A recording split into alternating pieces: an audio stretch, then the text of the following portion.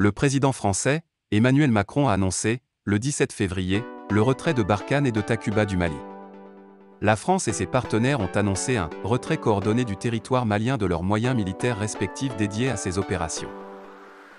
Ils évoquent les multiples obstructions des autorités de la transition malienne.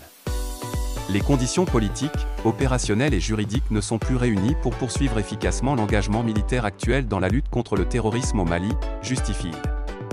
Il souligne que l'action commune contre le terrorisme va se poursuivre notamment au Niger et dans le golfe de Guinée. Paris avance un délai de 4 à 6 mois pour évacuer ses bases de Gossi, Ménaka et Gao. Plus de 24 heures après cette annonce, le gouvernement de transition a invité les autorités françaises à retirer, sans délai, les forces Barkhane et Takuba du territoire national, sous la supervision des autorités maliennes. Le président français Emmanuel Macron a réagi en affirmant qu'il ne transigerait pas une seconde sur la sécurité des forces déployées au Mali. Espérons que l'escalade s'arrêtera à ce niveau.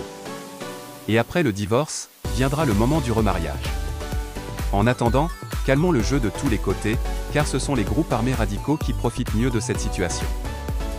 Le président français, Emmanuel Macron a annoncé, le 17 février, le retrait de Barkhane et de Takuba du Mali. La France et ses partenaires ont annoncé un retrait coordonné du territoire malien de leurs moyens militaires respectifs dédiés à ces opérations. Ils évoquent les multiples obstructions. Dans un communiqué publié, ce mardi 5 avril 2022, l'état-major général des armées, EMGA, rejette les accusations d'exaction à Moura, Djenné, et révèle les détails de l'opération qui a conduit à la neutralisation de 203 terroristes. Au Mali, plus de 10 jours après le lancement d'une opération de grande envergure dans le village de Moura, cercle de Djenné, région de Mopti dans le centre du Mali, l'état-major général des armées donne enfin des détails et un bilan, plus de 200 djihadistes tués dans cette zone qui était totalement assiégée par les forces armées maliennes, FAMA, et leurs alliés russes. Mali, l'armée fait l'état de plus de 200 terroristes tués dans le village de Moura. Dans cette zone où le groupe de soutien à l'islam et aux musulmans, GSIM, lié à AQMI, est très actif, de nombreux humanitaires alertent depuis des jours sur de nombreuses exactions sur les civils. Selon l'état-major des armées du Mali, cette opération a été le fruit de renseignements bien précis sur la tenue d'une rencontre entre plusieurs katibas, dans la zone de Moura. Menée conjointement par des forces au sol et des troupes aéroportées dont les forces spéciales, elle a été suivie d'un nettoyage systématique de toute la zone, et a duré 9 jours. Le bilan est lourd dans le camp ennemi. Selon ce communiqué, 203 terroristes auraient été éliminés et une cinquantaine d'autres interpellés.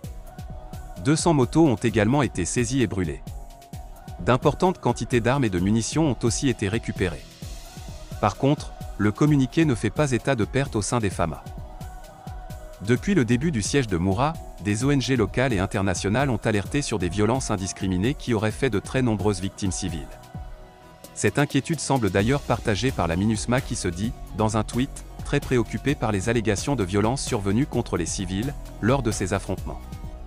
La mission de l'ONU au Mali assure qu'elle est en concertation avec les autorités maliennes pour établir les faits et les circonstances de ce qui s'est passé. L'état-major général des armées maliennes s'est voulu rassurant dans son communiqué.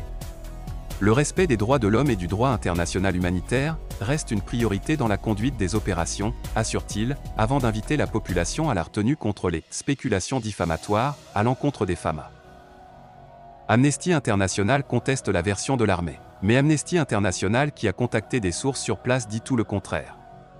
L'ONG s'inscrit en faux contre la version de l'état-major malien, en parlant de 150 à 500 victimes civiles au cours de long siège de Moura, selon des témoignages recueillis sur place. Ousmane Diallo, du bureau d'Amnesty International en Afrique de l'Ouest, basé à Dakar, dénonce une brutalité de l'armée malienne et des mercenaires du groupe Wagner. L'armée malienne parle de 203 morts dans un rassemblement et parle de combat alors que toutes les sources avec lesquelles nous avons pu discuter nous disent qu'il n'y a pas eu de combat, explique-t-il. Il y a eu une attaque par hélicoptère le jour de la foire.